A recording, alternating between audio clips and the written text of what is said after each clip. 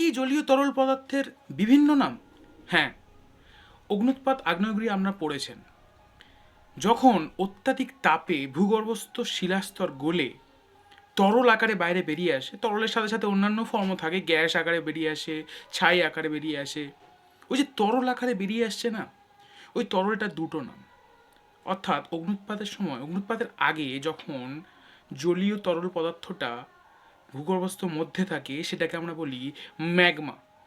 আর যেই মুহূর্তে ওটি বাইরে বেরিয়ে আসে মেন জ্বালামুখ দিয়ে বা গৌণ জ্বালামুখ দিয়ে, তখন তাকে বলি লাভা। আমি একটু বোঝানোর জন্য আমি বলি, যদি এটা আগ্নেয়গিরি হয়, এটা মুখ্য জ্বালামুখ, অর্থাৎ এখান থেকে বেরিয়ে আসলে সেটাকে বলে মুখ্য জ্বালামুখ। এই জলটা যতক্ষণের ভিতরে আছে ততক্ষণ আমরা একে বলবো ম্যাগমা। যেই মুহূর্তে এই জলীয় তরলটা ঠিক আস্তে আস্তে এই বাইরে বেরিয়ে এলো, এই যে গড়িয়ে পড়তে থাকলো, এইগুলোকে এবার বলবো আমরা লাভা। এটা মুখ্য জ্বালামুখ। আর যদি আমি এখানে একটা ছিদ্র থাকতো, এখান থেকে বেরিয়ে আসতো, এখান থেকে বেরিয়ে আসতো, এগুলোকে বলা হতো গৌণ জ্বালামুখ। তাহলে ম্যাগমা আর লাভার মধ্যে পার্থক্যটা বুঝিয়ে দিলাম। ঠিক আছে, এর সম্পর্কে কোনো কোশ্চেন জানতে চাইলে কমেন্ট করতে পারো, নতুন কিছু জানতে চাইলেও বলতে পারো। Thank you.